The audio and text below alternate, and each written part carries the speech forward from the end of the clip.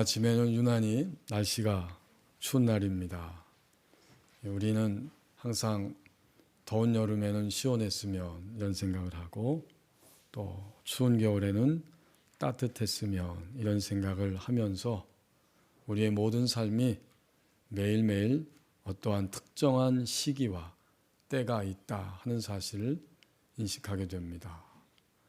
우리가 알지 못하는 사이에 시간은 흘러서 어떤 때는 따뜻한 더운 이런 시기가 있고, 요즘처럼 너무나 추운 이런 계절이 어느새 찾아왔고 지나가고 있습니다.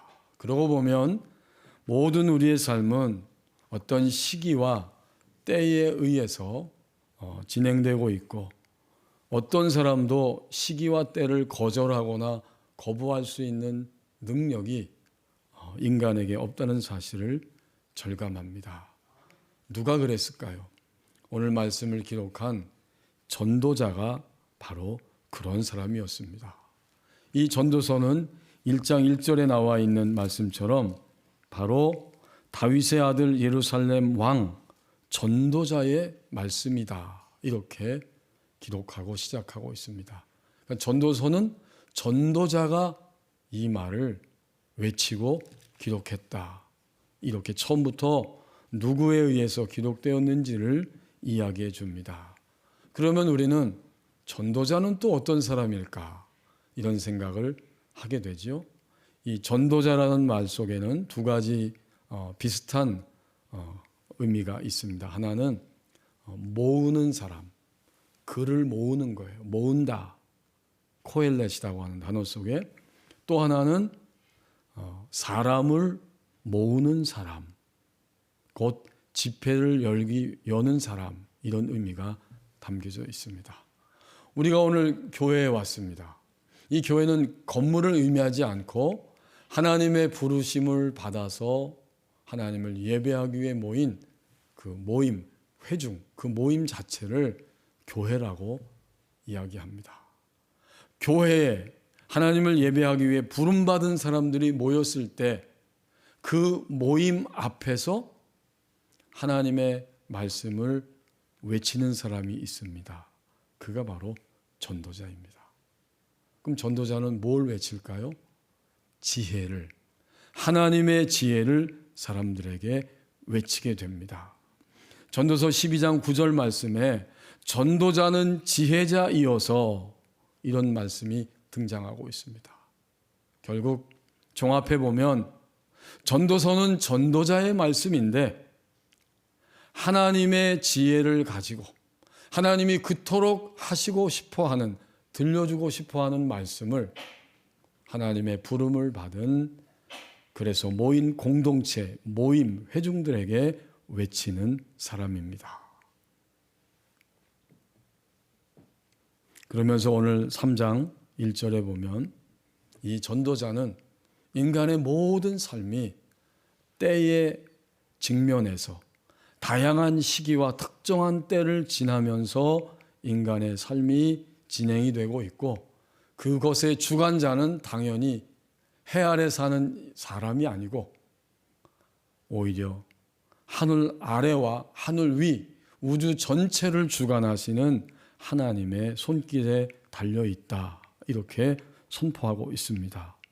그래서 1절에 범사에 기한이 있고 천하만사가 다 때가 있나니. 여러분 어떤 느낌이 드십니까? 요 3장 이전까지 이 예루살렘의 다윗 왕의 아들이었던 이 전도자는 요 3장을 선언하기 전까지는 자신의 권력, 힘, 지혜, 그 모든 것들을 가지고 마음껏 누리고 즐기고 이러면서 세상을 지나왔는데, 이제 나이가 들고 조금씩 노년이 찾아왔을 때 그는 뼈저리게 깨닫고 후회하면서 말합니다. 인간이 아무리 노력하고 애를 써도 해 아래와 해 위에 있는 모든 것을 주관하시는 분은 하나님이시고, 그래서 그 하나님께서 모든 시기와 때를 지나가게 하시더라, 이렇게 선언하게 됩니다. 그리고 인간이 지나가고 직면하는 모든 때를 8절까지 쭉 이야기하면서 28가지의 때를, 한 절에 2가지씩 28번의 때를 인간은 지나가고 있는데 그 모든 것을 주관하신 분은 하나님이시다. 이렇게 말씀하고 있는 겁니다. 1절에서 범사, 모든 일이죠. 천하만사, 이 모든 일이 기한이 있다. 이 기한은 계절을 의미합니다. 말하자면 우리나라로 치면 무슨 스포츠에 프로농구 시즌, 프로야구 시즌 할 때 이게 바로 기한입니다.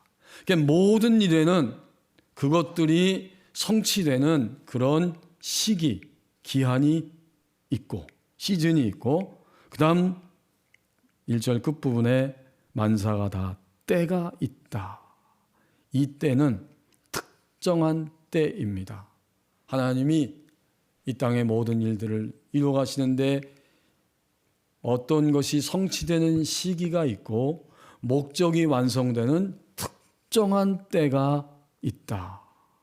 이렇게 지금 이야기하고 있습니다. 그러니까 시즌이 있고 특정한 것이 마침 그때에 적합하게 알맞은 때가 있다. 그러므로 이 때는 그냥 흘러가는 시간이 아니라 바로 의미가 있는 시간, 곧 하나님의 목적이 성취되는 특정한 때로서의 시간입니다. 그렇다면 아기 예수님이 이 땅에 탄생하신 그것은 그냥 의미 없이 흘러가는 시간이 아니라 하나님의 목적이 성취되는 특정한 때로서의 시간인 것을 우리는 1절을 통해서 깨닫게 됩니다. 이 전도자는 자신의 실제적인 갈망과 경험들을 가지고 이 노래를, 아니 이 말씀을 오늘 우리에게 들려주고 있습니다. 하나님을 떠나서 자기가 원하는 대로 다 가지고 다 성취하고 얻을 것 같았지만 그것이 마음대로 되지 않는다는 사실, 그 인생의 경주 달리기에서 쓰라린 좌절과 또 타락을 스스로 맛보았습니다. 그렇기 때문에 해 아래 사는 동안에 천하만사가 다 기한이 있고 시기가 있고 모든 목적이 이룰 때가 있노라. 이런 깨달음을 뼈저리게 외치고 있습니다. 사실 이런 말씀을 외칠 수 있는 이 전도자의 상태는 하나님의 빛이 들어온 상태입니다. 하나님의 빛이 그의 심령 안에 들어오기 전까지는 내가 가진 것을 가지고 누리는 것을 가지고 무엇이든지 다 할 수 있다고 그렇게 생각하고 살아왔지만 그의 전반기에 쓰라린 경험을 통해서 이제 후반기에 들어서면서 모든 것은 하나님의 주권하에서 시기가 있고 그것이 완전히 성취되는 특별한 때가 있다. 이렇게 말하는 거예요. 2023년 12월 이제 얼마 남지 않았습니다. 세계적으로 우리 국내적으로 우리 개인의 가정과 나 자신의 삶 속에서 우리는 수많은 죽음의 소식들이 쏟아져 나오고 있다는 것을 어쩔 수 없이 고백하게 됩니다. 실제로 지금 사람들이 계속 죽어가죠. 전쟁을 통해서. 하지만 몸은 살아있지만 마음이 절망으로 죽어갑니다. 화가 나서 죽어갑니다. 견딜 수 없어서 분노 때문에 또 이루지 못한 성취와 꿈들 때문에 마음이 너무 속상해서 죽어가는 이런 일들이 지금 계속적으로 진행되고 있고 오늘 예배 자리에 있는 우리들 마음 깊은 곳에도 아쉬움 때문에 또는 몹시 억울한 분노 때문에 화가 나는 것 때문에 가지가지의 일들로 인해서 우리 마음도 어둡고 무거운 측면을 가지고 있습니다. 그래서 전도서는 하나의 중심적인 메시지를 우리에게 던져줍니다. 그것이 뭘까요?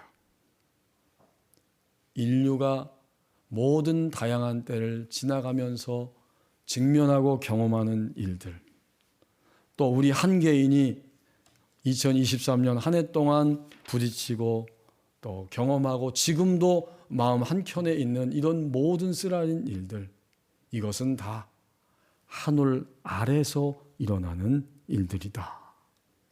해 아래서. 여러분이 전도서를 읽어보십시오. 1장부터 12장까지 거의 각 장마다 반복되어 나오는 단어가 있는데 해 아래서, 해 아래서, 하늘 아래서 일어나는 일들이라는 겁니다. 이 하늘 아래서, 이 말은 지구가 속한 태양계 그 아래서 일어나는 일들이라는 거죠. 예, 과학이 발달해서 다 알아요. 우리 지구는 태양계 안에 속해 있는데 과학자들은 말하기를 이 지구가 속한 태양계가 몇 개나 되는지 상상할 수 없다.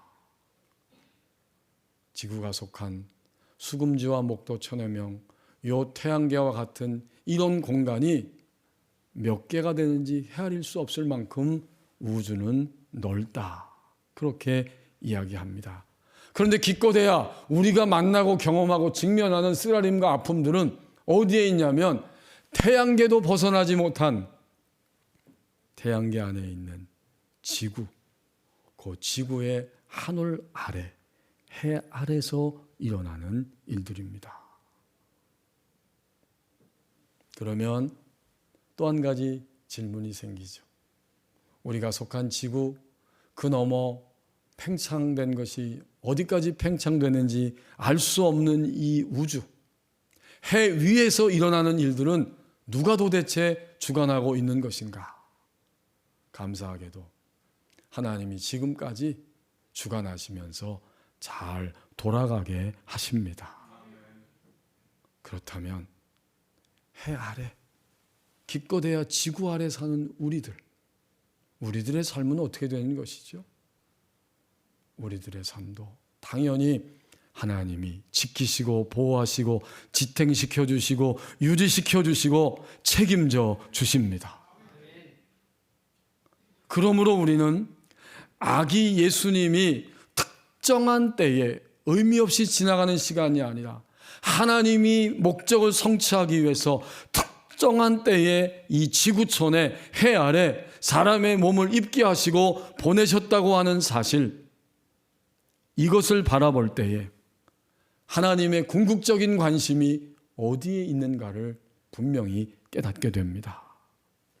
수많은 시간 가운데 하나님이 로마가 통치하는, 로마가 세계를 주름잡고 있는 바로 그 시점, 팔레스타인 땅에 사람의 몸을 입고 아기 예수님을 지구촌으로 보내신 것입니다. 이것을 바라볼 때에 하나님의 궁극적인 관심은 모든 인류를, 그리고 바로 한 인간인 나를 살리는 데 있음을 깨닫게 하십니다. 아기 예수님이 특정한 때에 오신 것을 볼 때 하나님의 궁극적 관심은 온 인류, 해 위에뿐만 아니라 해 아래 사는 한 인간인 나를 살리는 데에 하나님의 모든 관심이 있다는 것입니다. 그래서 여러분, 역사가들은 말하기를 구약시대의 예언이 그치고 적어도 400년 동안은 아무것도 하나님의 말씀이 들려지지 않는 그런 400년의 시간이 지난 다음 아기 예수님이 바로 그 특정한 시간에 오셨다라고 이야기를 하면서, 그것은 환경적으로 사회적으로 보아도 가장 적절한 때에 아기 예수님이 오셨다라고 이야기합니다. 신약과 구약 사이에 400년의 중간기가 끝나는 시점에 아기 예수님이 탄생하셨는데 거기에는 4가지의 적절한 이유가 있었다라고 이야기를 합니다. 먼저 첫 번째로는 이방 땅에 세워졌던 유대인들의 회당이 있었습니다. 하나님의 백성, 북이스라엘과 남쪽 유다가 다 이제 멸망하게 되고 사방으로 하나님의 백성 유대인들이 흩어졌는데, 그 전에 바벨론 포로기 이후에 유대인들은 예루살렘 성전에서 예배할 수 없기 때문에 포로된 땅에서 모여서 함께 하나님의 말씀을 가르치고 예배하는 문화가 생겨났는데, 그래서 회당이 세워진 거예요. 그리고 예수님이 오셨을 때 이미 유대 땅에는 회당들이 세워져 있었고, 결국에는 복음의 통로로 예수님이 오신 이후에 이 회당이 잘 사용될 수 있게 되었습니다. 두 번째는 헬라의 알렉산더 대왕에 의해서 언어의 통일이 이루어지면서 헬라어가 보급되었다. 그리고 주님이 오신 이후에 이 헬라어를 통해서 전 세계에 복음이 증거되는데 효과적으로 통역도 없이 번역도 없이 그렇게 복음을 전할 수 있게 되었다. 또 같은 맥락에서 유대인들만이 알고 있었던 이 히브리어 구약 성경이 왕의 도움 아래서 톨레미 왕조의 지배 속에서 그것이 헬라어로 또한 번역이 되면서 결국은 복음 전파와 성경을 기록할 수 있게 하였다. 마지막 네 번째는 로마 제국에 의해서 발달된 도로망이라고 이야기합니다. 도로가 잘 발달되어 있어서 로마에서 어디든지 갈 수 있기 때문에 복음이 전파되는 일에, 교회를 세우고 거점 도시를 통해서 복음을 전파하는 일에 효과적으로 사용될 수 있었다. 이 모든 이야기를 종합하면 한 가지 사실을 말하고 있습니다.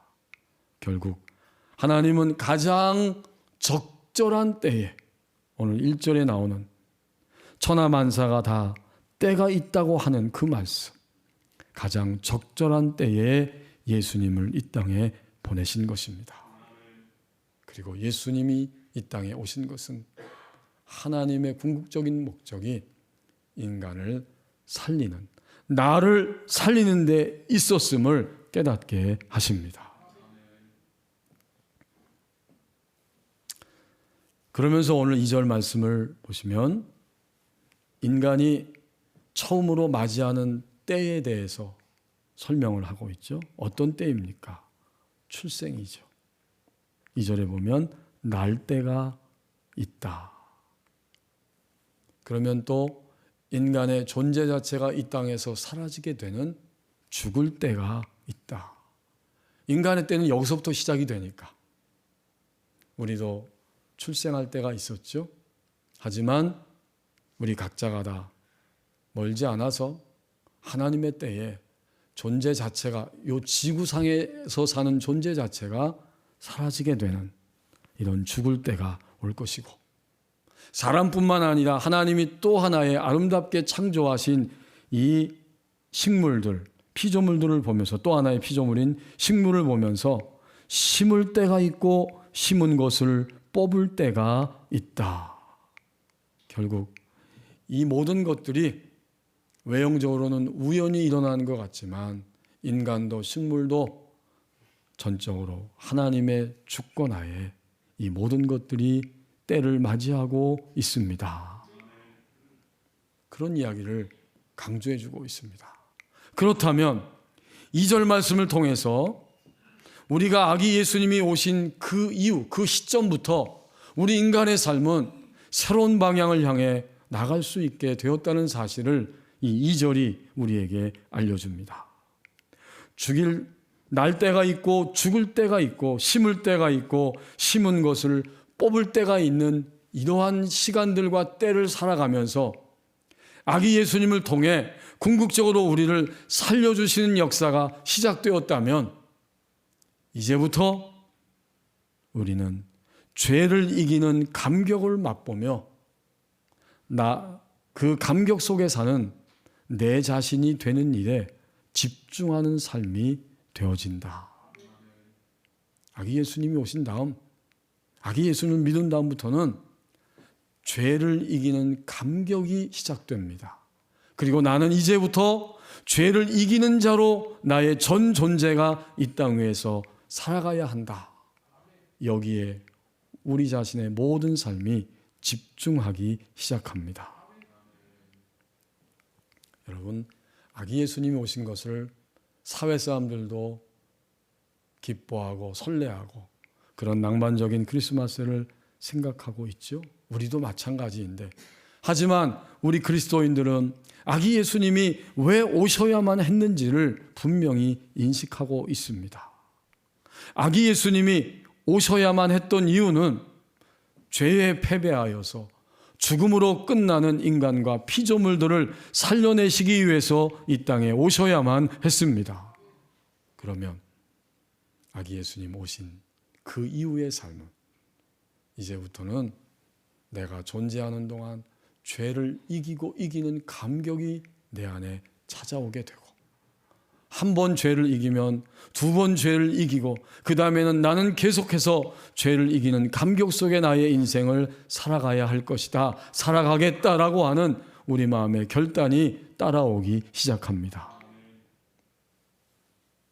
지금도요, 인간의 삶은 이 2절 말씀과 똑같은 이런 삶을 살아갑니다.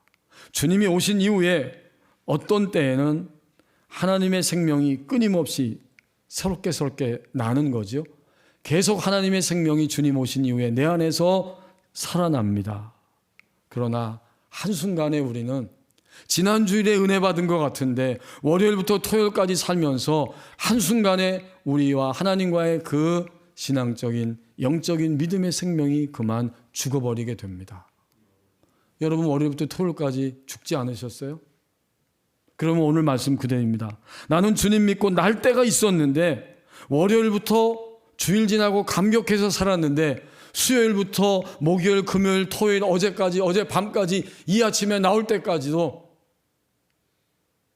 하나님이 하나님의 사랑으로 나를 궁극적으로 살렸다는 것이 믿어지지 않고 희미해지고 오히려 더 많은 불안과 염려가 내 안에 크게 자리 잡고 있음을 본다면 그건 뭐죠? 지금 나는 사망과 죽음의 시기, 죽을 때를 살아가고 있는 것입니다. 주님은 그렇게 하지 않도록 우리를 이미 보장해 주셨지만 우리는 죽음의 때를 살고 있었던 것입니다. 2절 하반절도 같은 맥락이에요. 하나님의 생명이 우리 안에 심겨져서 그 생명이 계속 풍성해지고 있는데 어느 순간 우리의 심겨진 생명이 어떻게 돼요? 뽑히는 그러한 때가 찾아옵니다. 그래서 2절 하반절 말씀에 심는다는 표현은 구약 성경에서 이 단어를 어떻게 사용했는가 보았더니 똑같은 맥락이에요. 심는다고 하는 것은 이스라엘 백성들이 포로에서 귀환되는 이런 해방의 의미로 사용이 됩니다. 한 나라를 회복시키고 안전하게 한다는 의미로 심는다, 이런 말씀이 사용되어졌어요.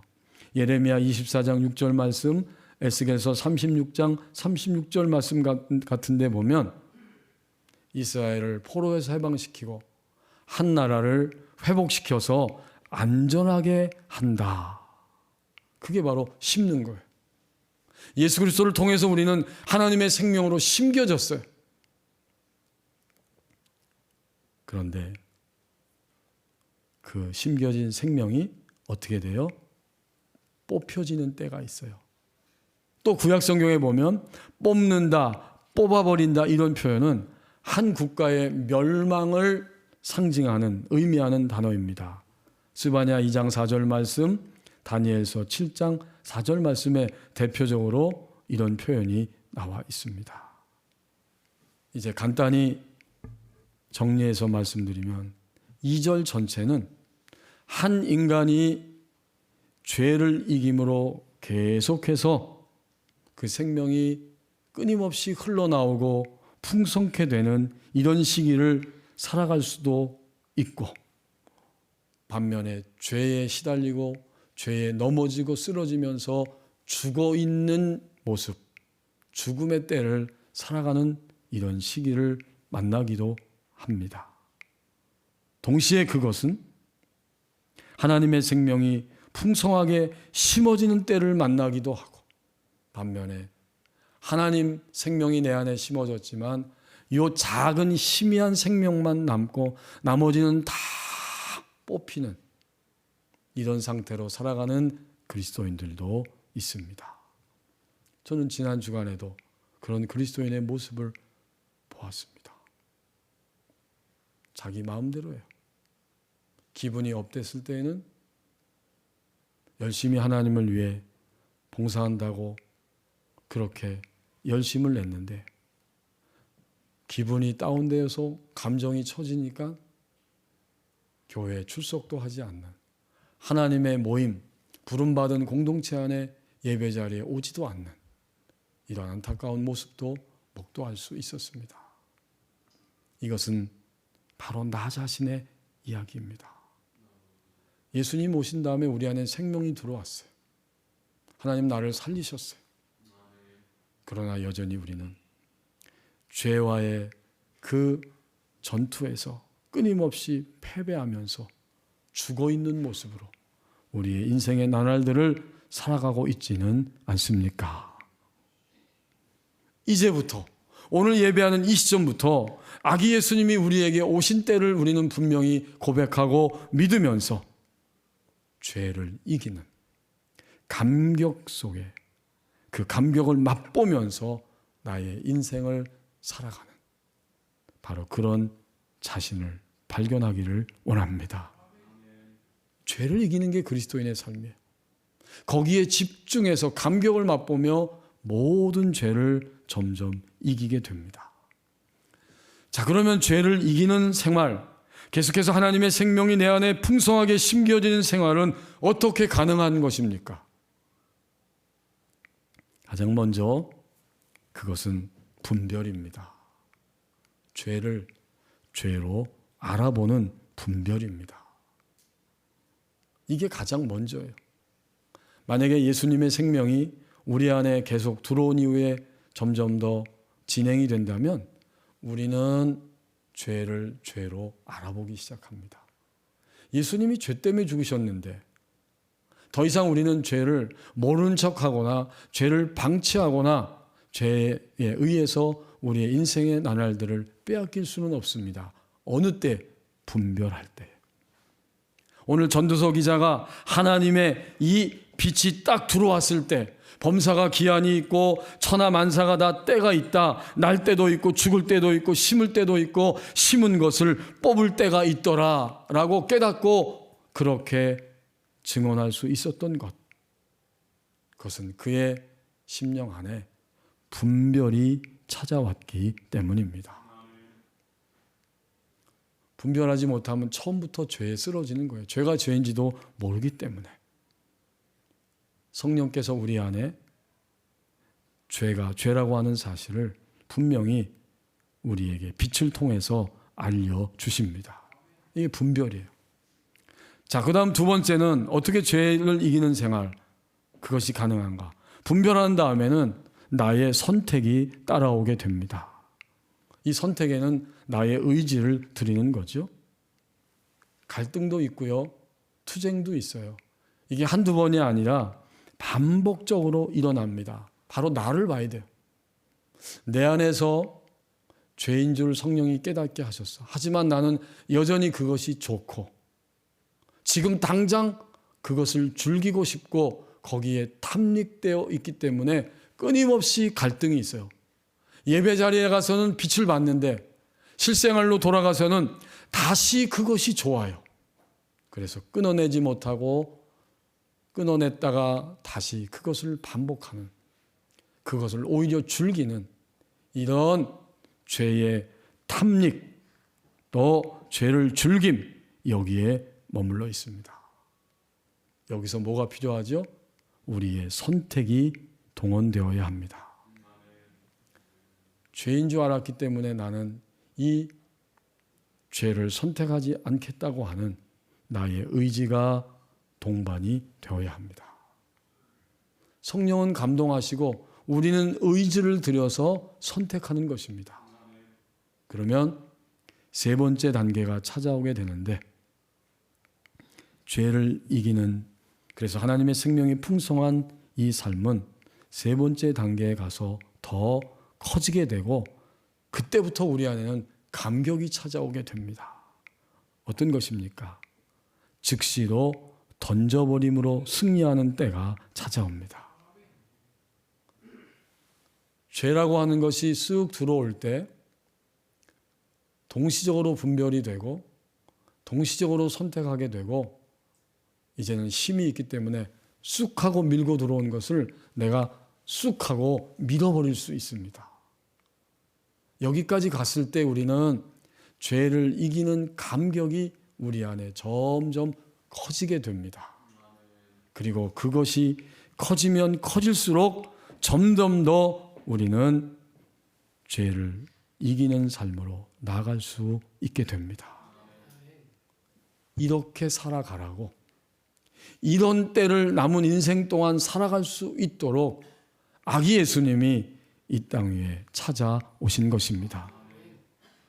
그래서 일찍이 하나님의 사람 바울은 자기가 복음을 전하고 또 함께 위하여 기도하고 있는 에베소 교회를 위해서 기도할 때 에베소서 3장 16절에서 그런 기도를 드리고 있습니다. 성령으로 말미암아 너희 속사람을 능력으로 강건하게 하시옵고. 죄를 이기는 것은 겉사람으로부터 시작되지 않아요. 우리 안에 빛이 들어와서 우리의 속사람이 죄를 알아보고, 그리고 저것을 버려야 한다는 선택의 의지가 따라오게 되고, 마침내는 조금도 망설임이 없이 점점 그런 죄를 당장에 던져버리고 단절시키는 이런 능력이 그 사람 안에 입혀지기 시작합니다. 우리를 이렇게 살게 하시기 위해서 예수님은 특정한 때에, 하나님의 때에 아기 예수님의 몸으로 이 땅 위에 찾아오셨습니다. 독일의 리백 교회에 그 낡은 벽에 돌판이 하나 붙어 있는데, 그 돌판에는 주는 우리에게 말씀하신다라는 시가 새겨져 있다고 합니다.